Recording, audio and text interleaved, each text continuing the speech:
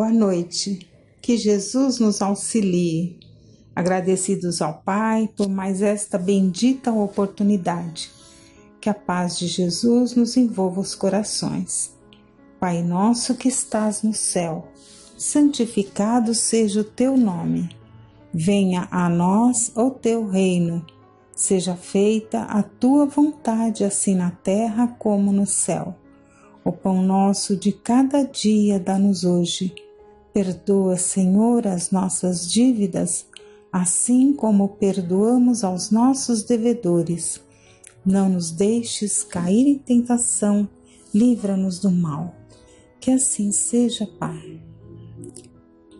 Lembrando que Jesus é o diretor angélico do orbe, isto é, o governador espiritual do nosso planeta. Ele é a luz do princípio e nas suas mãos misericordiosas repousam o destino do mundo. Seu coração magnânimo é a fonte da vida para toda a humanidade terrestre. Sua mensagem de amor no Evangelho é a eterna palavra da ressurreição e da justiça, da fraternidade e da misericórdia.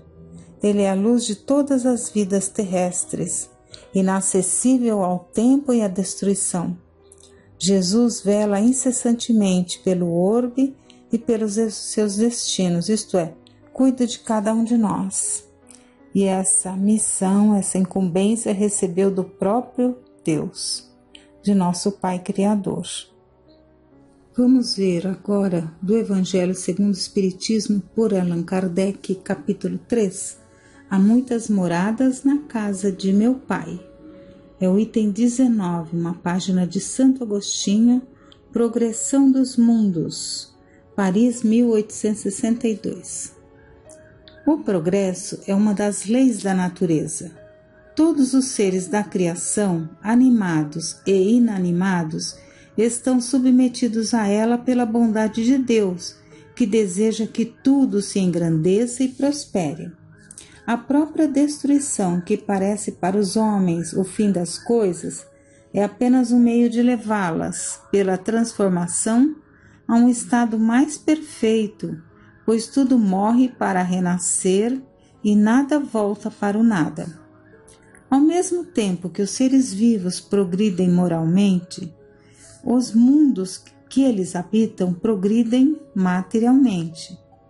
Quem pudesse seguir o mundo em suas diversas fases, desde o instante em que se aglomeraram os primeiros átomos da sua constituição, o veria percorrer uma escala incessantemente progressiva, mas em graus insensíveis para cada geração, e oferecer aos seus habitantes uma morada mais agradável, à medida que eles também avançam na senda do progresso.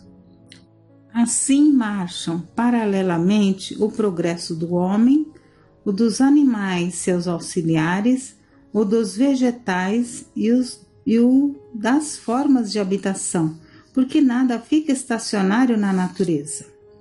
Quanto essa ideia é grandiosa e digna da majestade do Criador, e como ao contrário é pequena e indigna do seu poder, aquela que concentra a sua solicitude e a sua providência no imperceptível grão de areia da terra e restringe a humanidade a algumas criaturas que o habitam. A terra, seguindo essa lei, esteve material e moralmente num estado inferior ao de hoje e atingirá, sob esses dois aspectos, um grau mais avançado. Ela chegou a um dos seus períodos de transformação e vai passar de um mundo expiatório a mundo regenerador. Então, os homens encontrarão nela a felicidade, porque a lei de Deus a governará. E Emmanuel, no livro A Caminho da Luz, psicografado por Francisco Cândido Xavier, fala sobre Jesus, o divino escultor. Sim, ele havia vencido todos os pavores das energias desencadeadas. Com as suas legiões de trabalhadores divinos, lançou o escopro, o instrumento da sua misericórdia, sobre o bloco de matéria informe que a sabedoria do Pai deslocara do Sol para suas mãos augustas e compassivas. Operou a escultura geológica do orbe terreno, talhando a escola abençoada e grandiosa na qual o seu coração haveria de expandir-se em amor, claridade e justiça. Com seus exércitos de trabalhadores devotados, estatuiu os regulamentos dos fenômenos físicos da Terra, organizando-lhes o equilíbrio futuro na base dos corpos simples de matéria, cuja unidade substancial os espectroscópios terrenos puderam identificar por toda parte no universo galáxico. Organizou o cenário da vida, criando sob as vistas de Deus o indispensável à existência dos seres do porvir. Fez a pressão atmosférica adequada ao homem, antecipando-se ao seu nascimento no mundo no curso dos milênios. Estabeleceu os grandes centros de força da iosfera e da estratosfera, onde se harmonizam os fenômenos elétricos da existência planetária, e edificou as usinas de ozônio a 40 e 60 quilômetros de altitude para que filtrassem convenientemente os raios solares, manipulando-lhes a composição precisa à manutenção da vida organizada no orbe. Definiu todas as linhas de progresso da humanidade futura, engendrando a harmonia de todas as forças físicas que presidem ao ciclo das atividades planetárias. O verbo da criação terrestre. A ciência do mundo não lhe viu as mãos augustas e sábias na intimidade das energias que vitalizam o organismo do globo. Substituíram-lhe a providência com a palavra natureza em todos os seus estudos e análises da existência. Mas o seu amor foi o verbo da criação do princípio, como é e será a coroa gloriosa dos seres terrestres na imortalidade sem fim. E quando serenaram os elementos do mundo nascente, quando a luz do sol beijava em silêncio a beleza melancólica dos continentes e dos mares primitivos, Jesus reuniu nas alturas os intérpretes divinos de seu pensamento. Viu-se então descer sobre a terra, das amplidões dos espaços ilimitados, uma nuvem de forças cósmicas que envolveu o imenso laboratório planetário em repouso. Daí a algum tempo, na crosta solidificada do planeta, como no fundo dos oceanos, podia-se observar a existência de um elemento viscoso que cobria toda a Terra. Estavam dados os primeiros passos no caminho da vida organizada. Com essa massa gelatinosa, nascia no orbe o protoplasma e, com ele, lançara Jesus à superfície do mundo o germe sagrado dos primeiros homens. Como vimos, Jesus recebeu da sabedoria de Deus a incumbência da formação e progresso do planeta Terra, que já esteve em sua fase de mundo primitivo, agora de mundo de expiações e provas, e em transição para o mundo de regeneração. É difícil para nós alcançarmos o entendimento sobre a condição espiritual elevada de Jesus Cristo, Espírito puro, co-criador da Terra, que muitos consideram como o próprio Deus. E no livro Na Era do Espírito, autores diversos, vamos acompanhar a mensagem do próprio Chico falando da elevada condição espiritual de Jesus, com comentários de Herculano Pires. Então, do capítulo 28, Presente de Natal. E Herculano escreve: oferecemos como presente de Natal uma explicação de Chico Xavier sobre a posição de Jesus perante Deus, o universo e a Terra. Substituímos nesse capítulo a mensagem psicográfica pelas palavras do próprio médium, proferidas em entrevistas a nós concedida no início de 1972. Esta é uma página inédita, nunca foi publicada. Seus conceitos estão em plena conformidade com a doutrina espírita. Na entrevista, o médium, como sempre, estava amparado por seu guia espiritual, mas, como se vê pelos próprios termos da explicação, ele falava por si mesmo e teve a oportunidade de nos revelar uma das maneiras pelas quais Emmanuel lhe transmite os seus ensinos. Então, agora Chico fala como consideramos Jesus. Então, palavras do Chico.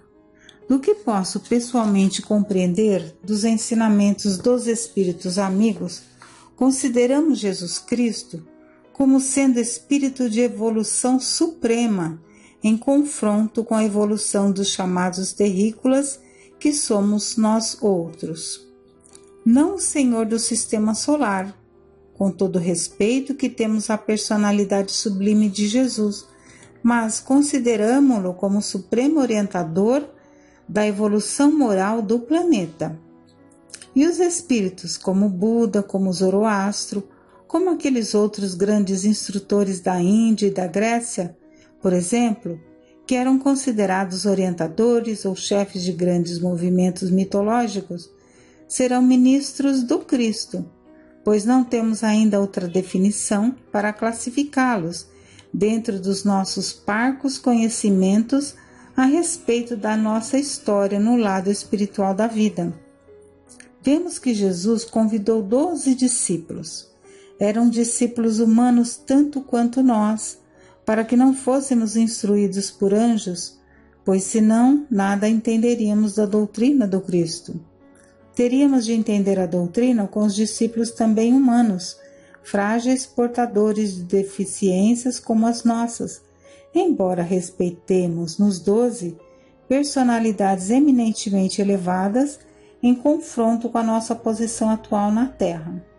Mas do plano espiritual, ministros do Senhor cooperaram e cooperarão sempre para que a nossa personalidade se consolide cada vez mais no plano físico. Nós estamos, vamos dizer, no limiar da era do espírito, mas estamos ainda sacudidos por grandes calamidades psicológicas, como a Terra no seu início, como a habitação sólida, esteve movimentada por grandes convulsões.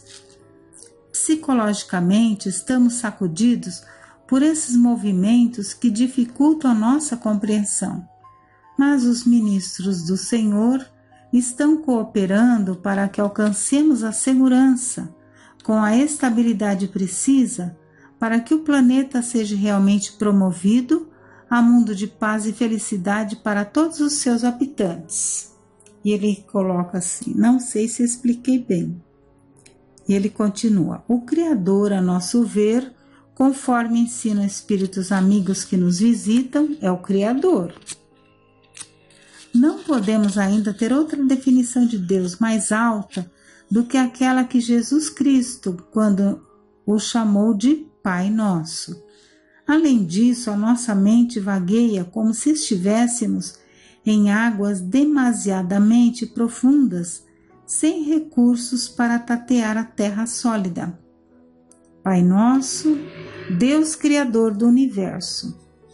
Então, a força que Deus representa ter-se-ia manifestado em Jesus Cristo, para que ele, como um grande engenheiro de mente quase divina, pudesse realizar prodígios sob a inspiração de Deus na plasmagem, na estruturação do mundo maravilhoso que habitamos. Mas não consideramos Jesus como Criador, com quanto respeito que lhe devemos. Acho formidável que o professor Herculano Pires disse: Quer dizer que Jesus seria o demiurgo da Terra?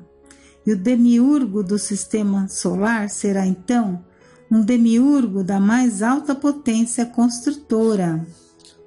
O demiurgo seria o intermediário de Deus na criação do mundo. Então, continuando.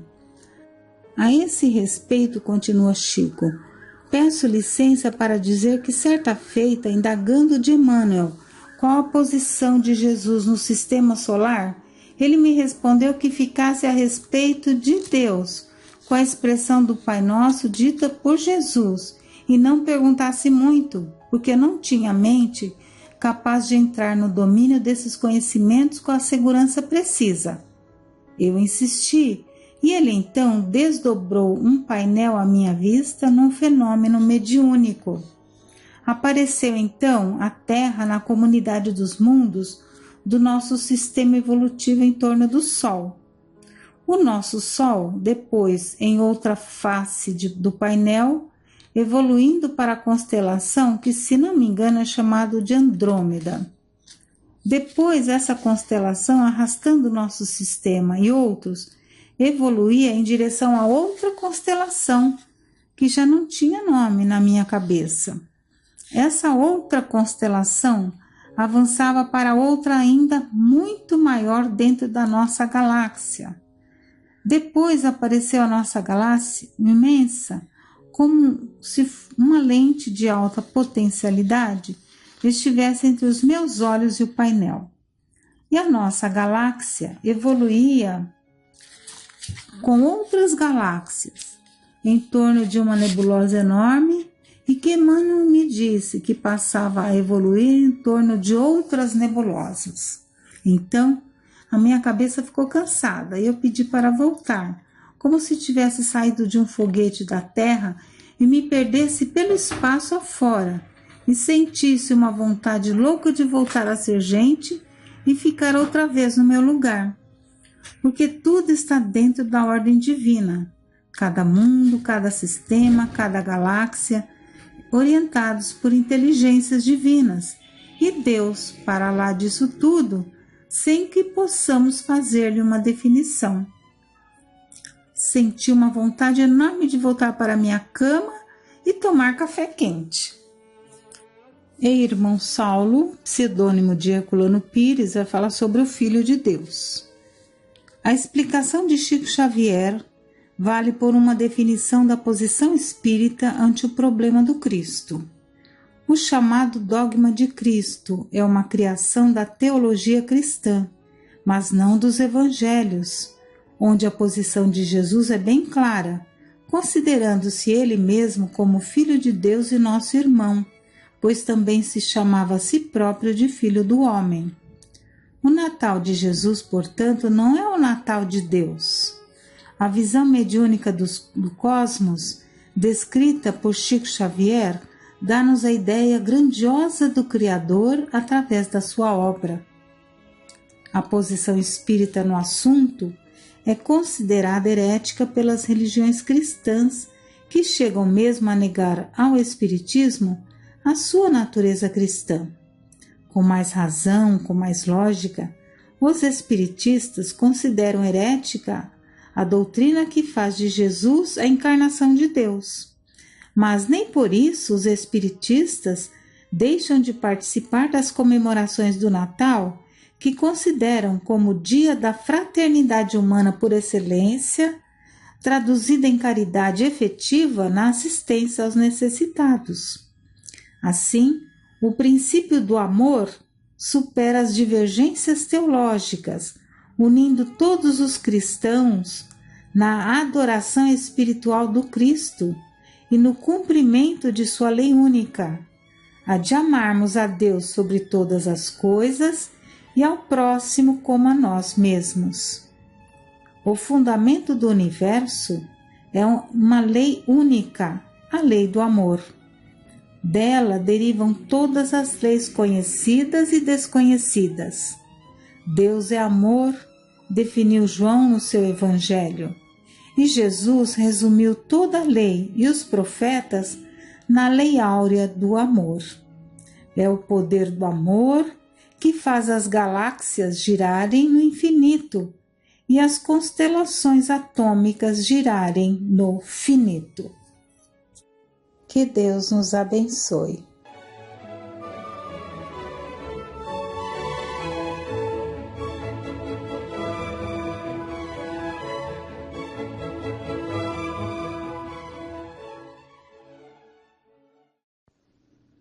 Boa noite a todos. Vimos no encontro passado o quanto Paulo de Tarso marcou a vida de Públio Lentulus. Aquele único encontro na Porta Ápia, por certo, marcou muito o coração de Emmanuel.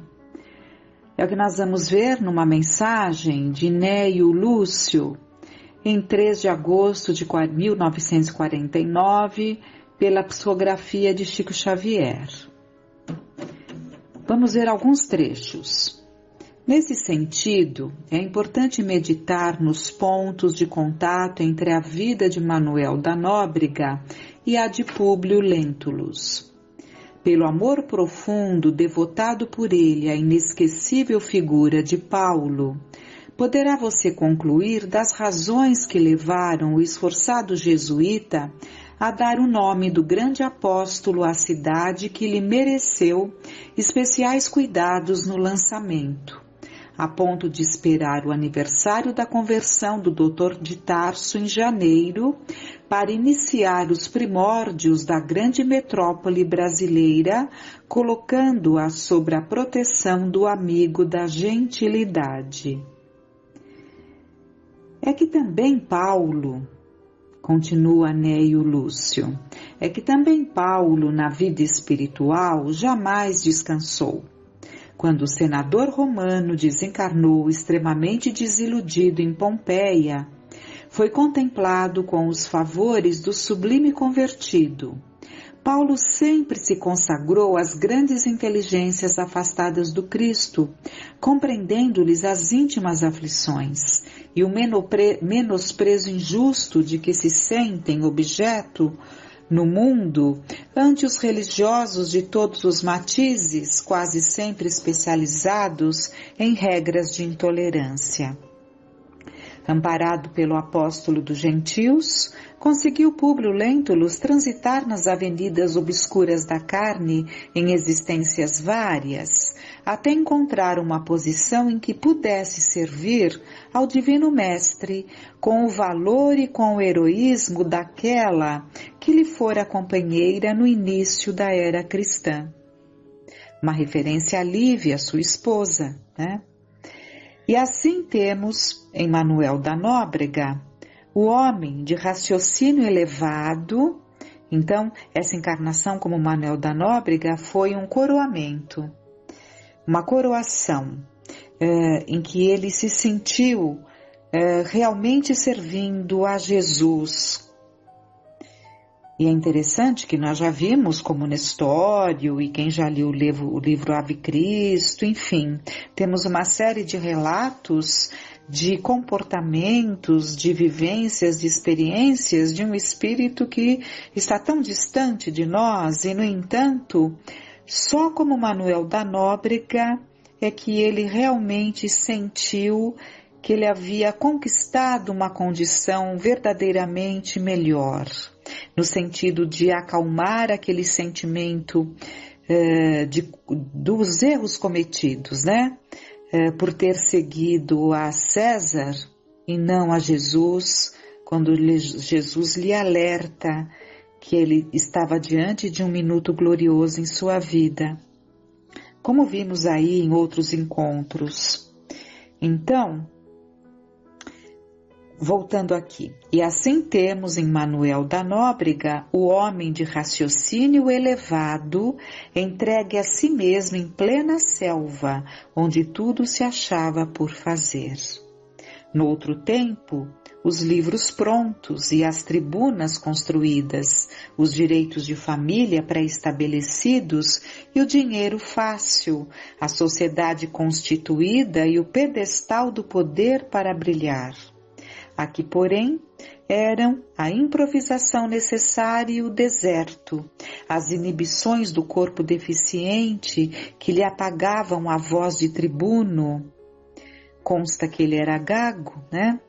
E a insolência dos selvagens, recordando as feras do circo, à frente dos quais devia imolar-se, consumindo as próprias forças para doar-lhes uma vida nova. E continua a mensagem de Neio Lúcius.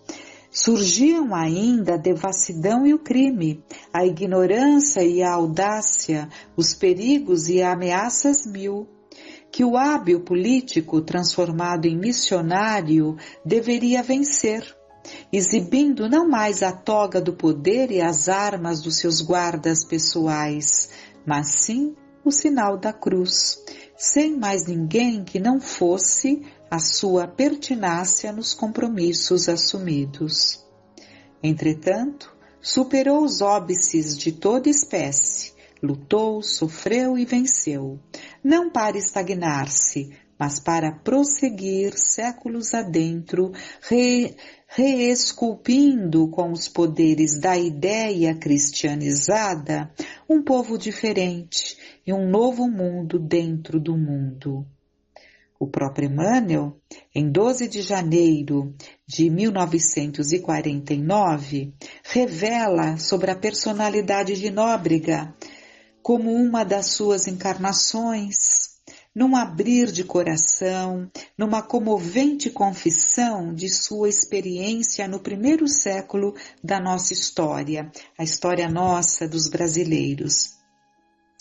Então vamos à mensagem, a mensagem de Emmanuel que ele nos revelou em 1949.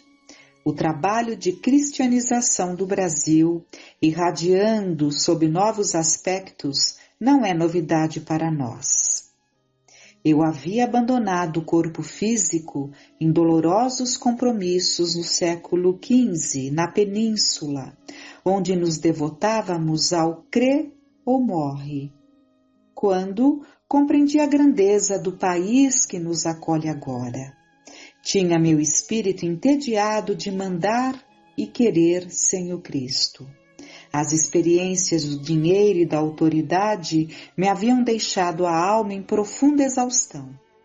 15 séculos haviam decorrido sem que eu pudesse imolar-me por amor do Cordeiro Divino, como fizera um dia em Roma a companheira do coração. Interessante que aqui ele não se refere ao fato dela ter sido ali pertencente ao grupo dos primeiros cristãos. Não é não é isso que ele diz com imolar-se, porque isso na verdade aconteceu com ele no como Nestório, né? Que é relatado no livro 50 anos depois, em que ele morre pelo Cristo, porque ele não admite negar a sua fé, a sua crença em Jesus Cristo.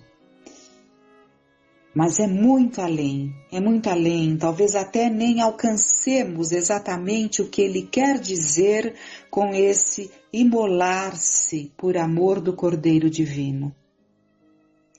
E ele continua: vi a floresta perder-se de vista e patrimônio extenso entregue ao desperdício, exigindo o retorno à humanidade civilizada e entendendo as dificuldades do silvícola relegado à própria sorte, nos azares e aventuras da terra dadivosa que parecia sem fim.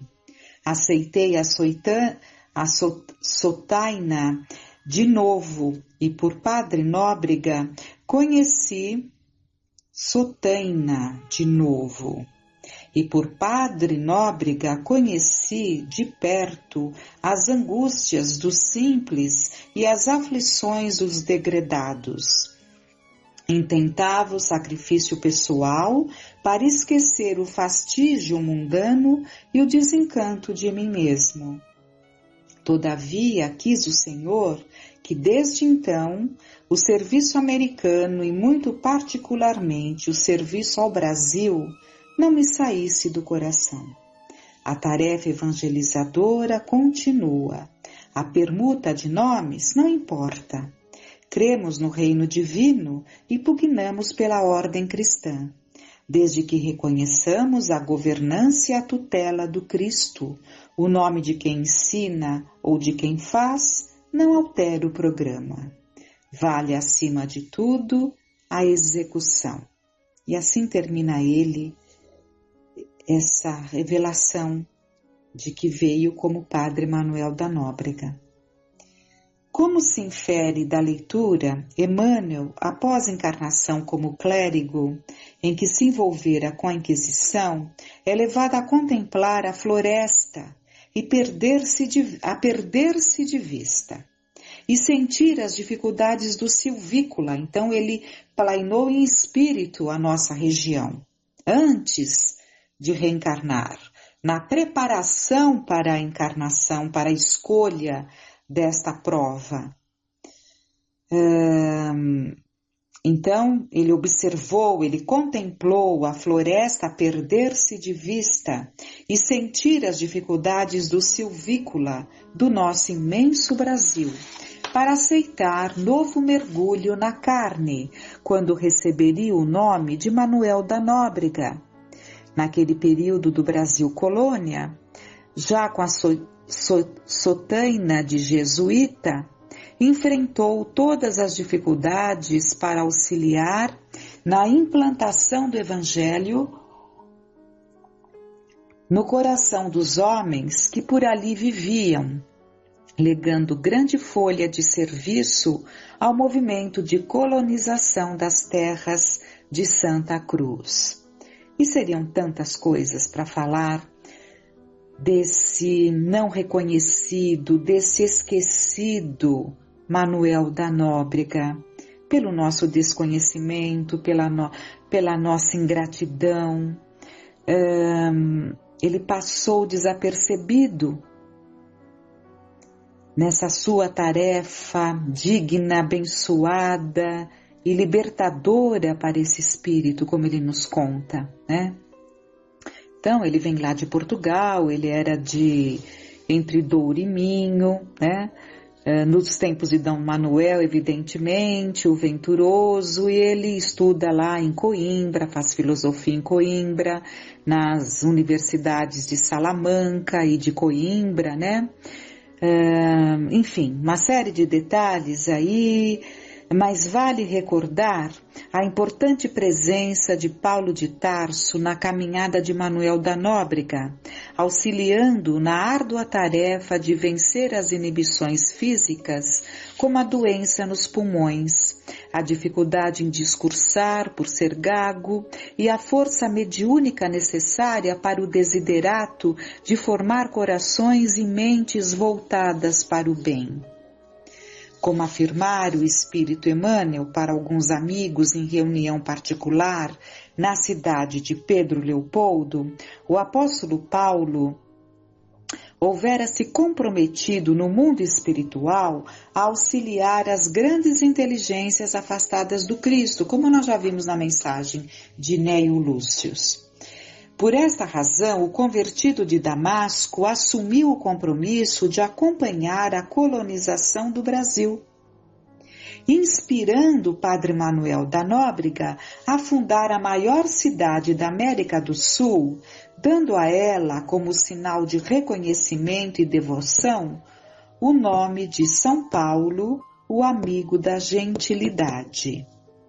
A influência espiritual de Paulo de Tarso sobre Manuel da Nóbrega é ressaltada por Chico Xavier num discurso que vamos ver alguns trechos pronunciado na solenidade em que recebeu o título de cidadão paulistano no ginásio municipal do Pacaembu, em São Paulo, né?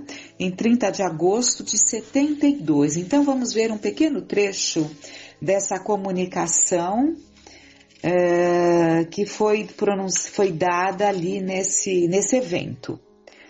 Conta-se que ao celebrar a primeira missa na manhã de 29 de agosto de 1553, no alto do Ianambuçu do Sul, hoje o pátio do colégio nesta capital, o eminente Padre Manuel da Nóbrega, fundador de São Paulo, considerada hoje a cidade mais importante do hemisfério sul do planeta, foi visitado pelo apóstolo São Paulo, que lhe apareceu nimbado de intensa luz. Redivivo, o amigo da gentilidade apontou-lhe as campinas circunjacentes e lhe pediu que fundasse no Planalto Piratiningano uma cidade em nome de Nosso Senhor Jesus Cristo, que estabelecesse sobre as 4 colunas básicas do cristianismo: amor, fé, trabalho e instrução. Então, essas são as pilastras da nossa cidade. Ela foi firmada, ela foi fundada sobre essas 4 colunas básicas do cristianismo: amor, fé, trabalho e instrução. Então, foi isso que Padre Manuel da Nóbrega, com seus dons mediúnicos, viu ali a presença, a visita, digamos assim, de Paulo de Tarso, lhe orientando sobre a fundação dessa cidade. Desde esse dia, entre Tamanduateí e o Anhangabaú, Padre Nóbrega dá-se pressa na fundação do Real Colégio de Piratininga, distribuiu cargos e responsabilidades, entregando ao inesquecível e nobre José de Anchieta, tão querido nosso na casa de Fabiano, por ser uma das encarnações do Frei Fabiano.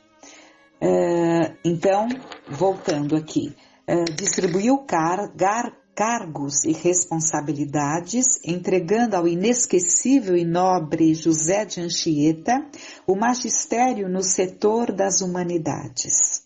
Nóbrega, impressionado, pensa e recorda o encontro de Nosso Senhor Jesus Cristo com o mesmo apóstolo São Paulo às portas de Damasco e delibera inaugurar as obras do Real Colégio de Piratininga na data da conversão do apóstolo, 25 de janeiro, o que sucede a 25 de janeiro de 1554, com o estabelecimento definitivo da grande instituição. Lembrando ainda a revelação de que for objeto, entrega o ofício da missa ao reverendo Padre Manuel de Paiva, solicita de Anchieta fosse ele o acólito na grande solenidade e ele mesmo ora e espera visões novas, buscando ganhar forças para trabalhar incessantemente na grande fundação.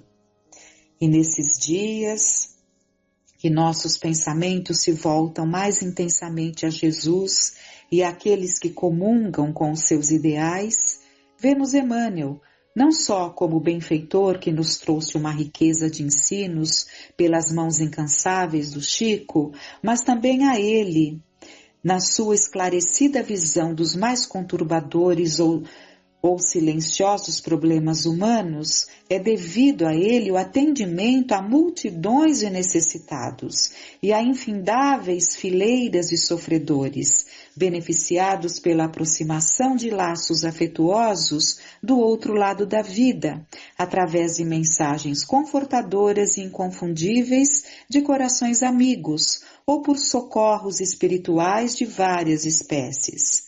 Então ele esteve ao lado de Chico, não só na sua missão de psicógrafo, sua tarefa principal, mas também atendendo aos sofredores e necessitados que sempre lhe buscaram o amparo e a orientação.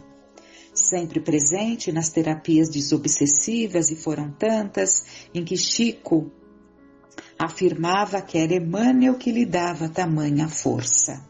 E vamos encerrar trazendo um ensinamento de Emmanuel para aquele que, de vez em quando, se coloca contra a beneficência, alegando que enquanto nos consagramos ao socorro material, esquecemos os nossos deveres na iluminação do Espírito. E quanto a isso, Emmanuel contesta numa mensagem Jesus em Ação. Sem dúvida, diz Emmanuel, é obrigação nossa colocar acima de tudo a obra educativa do Espírito Eterno. Mas é importante lembrar que o próprio Cristo se empenhou a alimentar a multidão faminta, ao ministrar-lhe as boas novas da salvação. De vez que não há cabeça tranquila sobre estômago atormentado.